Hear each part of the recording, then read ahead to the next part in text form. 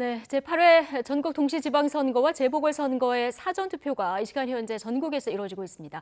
여론조사 공표금지 기간 직전까지 조사됐던 여론조사들로 전국의 선거 판세 지금부터 짚어볼 텐데요. 배철호 리얼미터 수석 전문위원 모셨습니다. 어서 오십시오. 네, 안녕하세요. 예, 지금 한시 투표율로만 보면은 지난 2018년 지방선거보다 조금 올라간 상황인데요. 2시 집계가 들어오는 대로 투표율은 조금 분석해 보도록 하고요.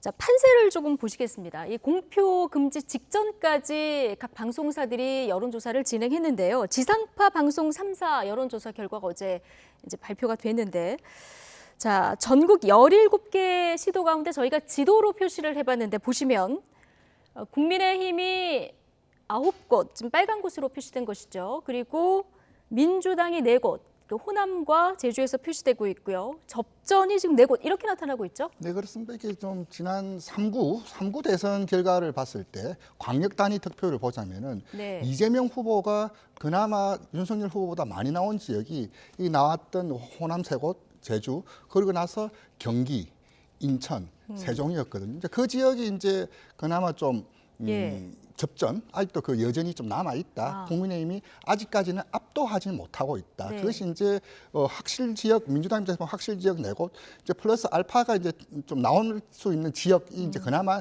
지난 대선에서 좀 이겼던 지역. 네. 그렇게 좀 정리할 수 있겠습니다. 그렇군요. 경기, 인천, 대전, 세종 이렇게 4곳이 지금 경합을 보이고 있는 여론 흐름상은 그런데요. 실제 이제 어떻게 결과가 나타날까 굉장히 관심입니다. 그렇죠. 네. 네, 이 앞으로 어떤 부분을 좀 이 지역들 주목해서 봐야 될까요? 결국 이제 남은 변수가 좀 정리하자면 네. 투표율인데요. 결국 이제 지방선거 같은 경우는 총선과 대선보다 아무래도 관여도가 낮은 저관여 선거고 그렇기 때문에 투표율이 한 60선 내입니다. 그렇게 이제 여론조사에서 나타나는 거하고 결과가 왜 다르냐? 결국 예. 이제 우리 흔히 말하는 판세조사와 예측조사라고 크게 이야기를 하는데 결국 그것을 가늠하는 것은 투표율이거든요. 또 지방선거 같은 경우는 투표율이 아까 말씀드렸던 대선이나 총선보다 낮기 때문에 아무래도 예. 투표율 영향이 조금 더 민감하게 작동하는 선거다. 그리고 예. 이제 남은 이제 몇 가지 이슈들 그리고 이제 뭐 새 정부 이제 출범 효과가 또 어떻게 이제 겨우 정리하고 이제 좀 자리 잡아가는데 그걸 어떻게 예. 할지 또 민주당에 있던 내홍 이제 네. 이런 문제들 이제 그런 것들이 이제 남은 이슈 그렇게 좀 보여집니다. 그 지역 이슈보다는 전체적인 어떤 그 판세가 영향을 미칠 것이다 얘기를 해주셨는데, 말씀드렸던 예. 지역들이 다 이제 전국적인 이슈, 전국 흐름을 좀 더 쫓아가는 지역이다. 지역의 이제 지역 이슈라든지 인물보다는 네. 전체적인 전국 흐름에 조금 더 민감하게 반응하는 지역이다. 그러네요. 그렇게 경기, 보여집니다. 인천, 대전, 세종 모두 그렇죠. 이제 그런 곳인데 네. 새 정부 출범 효과 말씀해 주셨는데 구도상으로는 아무래도 이게 대선 직후에 치러지는 지방선거다 보니까 민주당이 좀 상대적으로 구도상에서 불리한 건 사실인데요.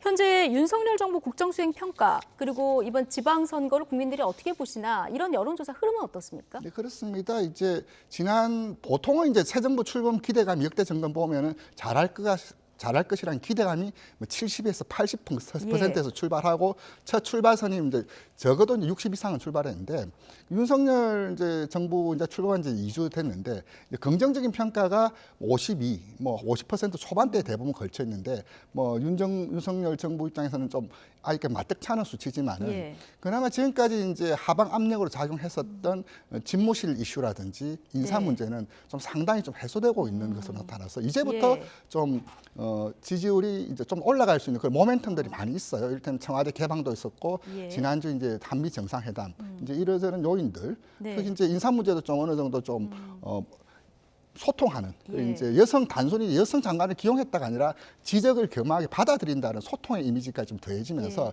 이리저리 눌러왔던 하방 압력으로 작용했던 것들이 좀 해소되는 측면들 그리고 이제 선거를 앞두고 좀 결집하는 요인들 이런 요인들로 전체적으로 후광 효과가 국민의힘 후보들에게 좀 모아지고 서로가 상승작용하는 그런 지방 선거에서의 흐름 또 전국적인 흐름들이 서로가 이제 맞물리면서 동반 상승하는 그런 좀 특징을 좀 보여주고 있습니다. 뭐 그 국정수행평가 수치도 중요하지만 추이가 중요한 거 아니겠습니까? 그렇습니다. 바로 그거죠. 예, 지금 그럼 그 50% 넘은 이런 수치가 이제 절대적으로 과거 비해서 높은 건 아니지만 흐름상으로 지금 상승하고 있는 건 맞는 상황인 그렇죠. 거죠. 보통 이제 새 정부 출범하고 예. 6개월 이내에 치러지는 선거를 허니문 일렉션, 미럴 선거라고 하는데 사실 지난 2달 동안은 이제 미럴 선거 효과가 그다지 이제 체감되지 않았는데 수치적으로든 실제적으로든 이제 새 정부 출범하면서 이제 겨우겨우 좀 나타나고 있는데 네. 시점이 이제 국민의힘 입장에서는 이제 겨우 이제 좀 발현되고 있다. 이제 그렇게 좀 늦었지만은 이제 그래도 좀 제자리 좀 찾아가는 그런 과정이다. 이제 하나씩 둘씩 좀 느껴지는 거 예. 아니냐. 그런 것들이 여론조사 수치에서도 특히 예. 국정평가, 정당지도 모두 동반 상승하는 그런 지표들이 정기조사하는 모든 조사에서 공통적으로 좀 나타나고 있습니다. 예. 이제 잠시 되면은 2시 투표율이 집계가 될 텐데 일단 1시 투표율만 보면은 지난 2018년 지방선거 때가 4.49였는데요. 이번에 1시 그 사전 투표율을 보니까 5.3% 조금 올라갔어요. 이제 뭐 사전 투표가 이제 제도로서 이제 안착화된 측면이 있었죠. 이제 지난 2014년 선거부터 이제 사전 투표가 도입되었는데 이제 제도로서 안착이 되고 이제 특히 이제 젊은 층들 중심으로 사전 투표하고 그날은 좀 자기 시간 가지자 그런 문제도 있고 또 하나 이제 아직까지 이제 코로나 추세가 많이 좀 다운됐지만 그 코로나로 또한 좀 분산해서 투표하자 그 두 가지 요인으로 인해서 사전 투표는 지난 지방선거 대비 조금 올라가지 않을까 그렇게 좀 보여집니다. 예, 지금 전국 사전 투표율 6.3% 보이고 있고요. 강원은 8.4, 제주의 6.9%. 자, 보실까요? 이 시각 현재 전국 사전 투표율 6.3% 보이고 있습니다. 저희가 이제 화면 하단에는 전국 투표율 그리고 시도별 투표율 그리고 과거 선거들과 비교한 수치들을 지금 보여드리고 있고요. 지금 집계가 되는 대로 계속 보여드릴 텐데 이번에 사전 투표율 어떻게 전망하십니까? 2018년에 사전 투표를 포함해서 이제 투표율이 굉장히 높은 편이었었는데 이번에는 그 넘어설까요? 어떻게 지난 보십니까?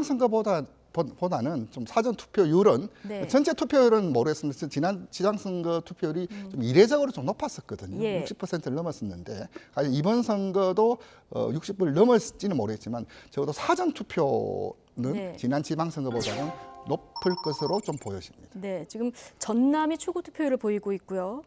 그리고 대구가 최저 투표율을 지금까지는 보이고 있는 상황입니다. 그러니까 사전 투표율은 지금 선거를 거듭할수록 계속 사전 투표율 자체가 높아진다 이런 말씀이신 그렇죠. 거죠? 안착된 측면들이 분명히 있습니다. 안착된 측면. 자, 이번에 세대별로 누가 투표장으로 많이 나오는지 이 부분도 관건이 될 것 같은데요. 어떻게 전망하십니까? 예, 맞습니다. 지난 그 3구 대선을 좀 복기를 하자면은 이재명 후보의 패인을 여러 군데 했지만 가장 강한 지지를 받았던 40대에서의 투표율이 그다지 높지가 않았어요. 예. 지지율은 높았지만은 투표율이 높고 지지율이 높아야지 이제 제대로 이제 지지를 받고 있다고 하는데 지지층 강세를 보이고 있더라도 투표장에 안 나오면은 여론조사 아무리 응답을 하더라도 투표장에 투표를 하지 않으면 의미가 없는 것이거든요. 그렇죠. 그리고 이제 미국 같은 경우도 이제 선거 캠페인의 마지막은 GOTV라 그래가지고 Get Out the Vote. 결국 이제 투표율 관리가 이제 선거 캠페인의 마지막 작업인데 양당 모두 이제 투표율 동료, 특히 사전 투표 동료의 화력을 좀 집중하고 있는데 이제 결국 여론조사와 실제 결과가 왜 차이가 나냐? 예. 그것을 이제 여론조사 문제 있는 거 아니냐? 물론 조사의 한계도 있지만 결국 투표율 변수가 어떻게 작동하는지 그 작동의 흐름과 규모를 어떻게 포착하는지가 네. 실제 결과를 찾아 나가는 데서 아주 중요한 변수고 결국 이제 그렇군요. 투표율 예. 변수입니다. 결국 투표율 투표장에 변수. 나올 수 있도록 특히 강세 지역에서의 어떤 그것이 지역이든 세대든 성별이든 간에 그래서 강한 지지층을 받고 있는 층이 결국 투표장에 나와야 그게 물질적인 실효가 있다 예. 그 말씀이죠. 그렇습니다. 투표율 높여달라. 투표를 해야 이긴다. 여야에서 모두 이렇게 목소리가 나오는 거는 우리 지지층들이 좀 많이 나와달라. 자, 이렇게 읽을 수도 있을 것 같은데 격전지를 조금 더 세부적으로 보겠습니다. 일단 이 지역, 여야 모두 이 지역을 이기면 이긴다고 하는 경기도를 좀 보면 대체적으로 지금 오차 범위내 접전이 이루어지고 있는 이런 상황이거든요. 김동연, 김은혜. 여론조사별로 엎치락뒤치락 이렇게 하고 있는 상황인데 어느 한 사람 우세를 점치기는 굉장히 어려운 그래서 곳이에요. 뚜렷한 하나의 방향성을 가리키고 있지는 않습니다. 예. 좀 혼조세라고 좀 정리할 수 있는데요. 이게 조사 방법별로도 좀 차이가 있고요. 이를테면은 갤럽 같은 경우는 유무선 혼용을 합니다. 그리고 이제 여론조사를 우리가 품질을 좌우하는 것은 결국 표본의 대표성과 응답의 진실성인데 결국 이제 유무선 혼용을 하는 것도 나름 일리가 있습니다. 왜냐하면 네. 안심번호를 쓰다 보면은 알뜰폰 이용자들이 배제가 되거든요. 그 알뜰폰 이용자들을 좀 커버하기 위한 대안으로서 이제 유선을 하는데 이제 유무선 혼용이냐 그것을 먼저 좀 봐주셔야 될 것 같고요. 네. 두 번째는 조사 기간입니다. 이틀에 걸쳐서 했느냐, 3일에 걸쳐서 했느냐. 네. 그럼 이제 아무래도 좀 길게 하다 보면 아무래도 이슈에 따라 반영이 좀 더 분산될 수밖에 없고 예. 짧은 시간에 하면 그 직전에 발생한 이슈 영향력이 좀 클 수밖에 없는 거죠. 그리고 또 이제 해당 시기에 있었던 이슈였던 이슈 영향력 이 세 네. 가지를 봐야 될 텐데 네. 세 가지 모두를 종합해서 보더라도 김동연, 김은혜, 김동연 후보 모두 좀 팽팽하게 좀 네. 물려 있는. 그 정도 수치인데, 그럼 일부 조사에서는 뭐 김은혜 후보가 오차범위막 우세도 좀 보이고 있지만 네. 이것은 조사 방법상의 문제, 좀 특징으로 좀 보여지고 그러니까요. 추세로 보자면은 한쪽이 네. 좀 압도적으로 다른 쪽을 누르고 있지는 못하다 그렇게 좀 네. 정리할 수 있겠습니다. 대부분 조사는 오차 범위 내에서 엎치락뒤치락 접전이 벌어지고 있는데 지금 말씀하신 대로 갤럽 어제 여론조사는 이게 오차 범위 밖의 결과가 지금 나와서 네.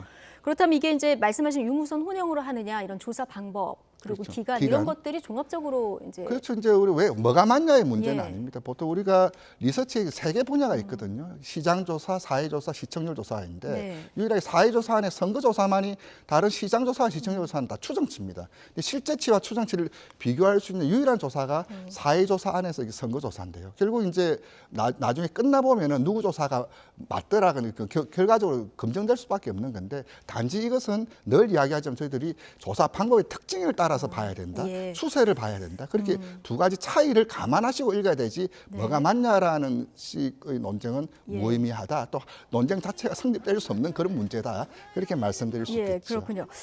무소속의 강용석 후보가 어제 완주를 선언했거든요. 이게 단일화 변수가 마지막까지 이제 변수가 될 것이다 했는데 자 단일화 무산됐습니다. 선거에는 어떤 영향이 있을까요? 그 김은혜 후보 입장에서는 굉장히 곤혹스러울 것입니다. 그런데 예. 이제 강용석 변수는 일찍이 좀 통제를 했어야 네. 되는데 사실 타이밍 김은혜 후보 국민의 입장에서는 좀 실기한 측면도 있어요. 좀 지금 시간이 지날수록 그 강용석 후보를 안고 가는 것과 네. 떼고 가는 거 뭐가 유불리하냐 그 사실 따질 수 없는 상황까지 와버렸어요. 또 이제 그 강용석 후보가 지난 입당 과정, 복당 과정에서의 그 문제, 또 윤 대통령과의 통화 내역 공개 등을 통해서 그 자기 출마가 좀 예. 순수하지 못하다라는 그것이 이제 국민의힘 지지층, 보수층, 그것을 바라보는 중도층에도 좀 영향이 있어서 사실 안고 간다고 해서 큰 덕이 있느냐. 지금 예. 그 지경까지 온 건 아니냐 보이는데 에도 불구하고 강용석 후보가 3에서 5%좀 더 나오는 것은 7%까지도 나온 조사가 있는데 네. 그 정도 수치는 사실 승부를 결정하고도 남을 수준이기 때문에 예. 이 강용석 변수를 마지막 어떻게 통제하느냐 그 지지층을 국민의힘 김은혜 후보에게 얼만큼 당겨올 수 있느냐 이것이 또 마지막 경기지사 선거를 보는 관전 포인트다 네. 이렇게 말씀드릴 수 보수에서 있겠죠. 강용석 후보 지지표가 실제 강용석 후보로 다 가느냐 이것도 이제 지켜봐야 될 대목인데 지방선거라 여론조사 표본이 굉장히 작더라고요. 편차가 크다고는 하지만 뭐 인구 3억인 미국에서도 여론조사 표본수를 보면 1,000명 정도 된다고 하더라고요. 이게 다 이제 보정이 가능한 겁니까? 이를테면 그 전국 조사에서는 선관위에서 1,000명 단위를 할 것을 권고하고 있고 예. 광역 단체장 같은 경우는 최소 표본은 800 이상이 돼야 된다라고 이렇게 규정하고 있습니다. 근데 아까 말씀드렸듯이 여론조사는 표본 사이즈가 크면 아무래도 좀 오차 범위가 좀 줄어들고 데이터 안정성이 있겠지만 그래도 1,000명 정도면은 그래도 전국의 표심을 어느 정도 읽을 수 있다. 미국 같은 경우도 마찬가지예요. 문제는 1,000명이냐 1,500, 2,000이냐가 아니라 얼마큼 표본이 대표성에 좀 방점을 좀 봐야 될 것 같아요. 결국 이제 표본이 이제 성별, 연령별, 지역별 대표성이 있느냐인데 결국 이제 선관위에서도 이제 성 연령 지역에 맞춰서 최소 표본은 이 정도 채워야 된다. 최소 70%는 채워야 된다. 좀 규정하고 있고요. 간혹 이제 네. 이런 분들이 지난 예. 대선 결과만큼 네. 표본이 구성되지 않는 그것까지는 맞출 수는 없는 일이다. 알겠습니다. 성 연령 지역에 따른 대표성이 중요하다. 그렇게 말씀드릴 예. 수 있겠죠. 지금 보궐선거도 조금 보실 텐데 역시 대선 후보였던 이재명 후보가 등판한 인천 계양을이 가장 관심 지역 아니겠습니까? 어제 나온 지상파 3사 여론조사 그리고 중앙일보가 의뢰한 한국갤럽 여론조사를 봐도 이재명 후보, 윤영선 후보 역시 이제 오차 범위 안에서 접전을 벌이고 있는 이런 상황이거든요. 예상외 접전이에요. 맞습니다. 사실 이재명 후보로 호출했던 이유, 민주당에서 근거가 뭐냐면은 일단 원내로 좀 들어가서 원내 교두보로 해서 원내 좀 지역을 입지를 좀 다지자는 것도 있었지만 당장 좁게는 인천 그리고 수도권 선거, 전국 선거를 좀 이재명 후보가 좀 바람몰이하면서 좀 백업 지원을 해줄 수 그것을 기대했었는데 지금 그 지원 커녕 지금 인천에서도 이렇게 좀 팽팽하게 좀 붙어 있는 것으로 나타나서 이재명 후보도 좀 적잖이 좀 곤혹스러운 수준. 네. 사실 이 정도면 좀 넉넉히 이겨야지 그래도 이재명의 존재감 그리고 중량감이 좀 입증이 될 텐데 이 정도 팽팽하게 나오는 거에 대해서는 이재명 캠프는 물론이거니와 민주당에서도 좀 적잖이 좀 곤혹스러워할 수준의 수치 아니냐. 네. 좀 그렇게 좀 보여집니다. 이게 이제 전제 판세에도 어느 정도 영향이 있기 때문에 더 주목이 되는데 결과적으로 윤영선 후보를 공천한 국민의힘 전략이 좀 주요했다 이렇게 볼 수 있을까요? 그렇게 좀 보여집니다. 그리고 큰 인물 대 큰 인물로 맞붙는 예. 것보다는 큰 인물보다는 오히려 그 지역에서 일했던 후보로 오히려 분명한 차별점을 좀 보여줬던 점이 오히려 더 묘수 아니냐 그렇게 좀 보여집니다. 네. 자, 막판 변수 중에서 하나만 더 짚어볼 텐데 어제 대통령이 장차관급 인사로 여성 3명을 지명하지 않았습니까? 자, 여성 발탁한 데 대해서 이제 좋은 평가도 나오는데 또 하나는 또 김승희 보건복지부 장관 후보자 과거 문재인 전 대통령에 대해서 이제 침해 발언한 것 때문에 민주당에서 굉장히 반발하고 있는 이런 상황이라 이건 지지층한테도 좀 반발을 일으킬 수 있는 발언 아니겠습니까? 네, 그렇죠. 자, 이 여성 발탁 그리고 이 발언 이 사이에서 표심은 어떻게 움직일까요? 두 가지 이제 항상 긍부정 장군문곤이 이제 같이 이제 존재하는데 뭐 여성 의견을 좀 수용했다. 그 이제 인사에 좀 균형을 맞추려고 했던 긍정적인 측면이 좀 더 강하게 나타나지 않을까 싶고요. 물론 그렇다고 해서 민주당에서 그것을 마냥 이렇게 잘했다라고 할 수 없는 계속 꼬투리를 잡고 이제 그 할 텐데 그 대목은 글쎄 크게 이제 다뤄질 만한 문제냐. 좀 그렇게 좀 물론 지지층 결집한 선거를 앞두고 그런 멘트 아니냐. 좀 그렇게 좀 보여집니다. 예, 마지막으로 샤이 표심이 있을까요? 저는 없다라고 봅니다. 이번에는 샤이라는 것은 예. 지지층이 분명히 있음에도 불구하고 숨기는 거거든요. 예. 미결정적, 그러니까 결정하지 못했다거나 태도 은폐청하고 다릅니다. 분명히 있음에도 말을 안 하는 건데 지금 전국 상황이나 등등을 봤을 때 그래서 샤이 그래서 항상 좀 여론조사에 밀리는 쪽에서 이 조사하면 뭐 문제 있다라고 할 때 마지막으로 꺼내는 것이 샤이 이야기를 하는데 샤이는 없다라고 봅니다. 샤이는 없다. 알겠습니다. 자, 오늘부터 사전투표가 진행이 되고 있는데요. 뭐 결과는 뚜껑을 열어봐야 하는 거고요. 소중한 한 표를 꼭 행사하셨으면 좋겠습니다. 지금까지 배철우 리얼미터 수석 전문위원이었습니다. 고맙습니다. 네, 감사합니다.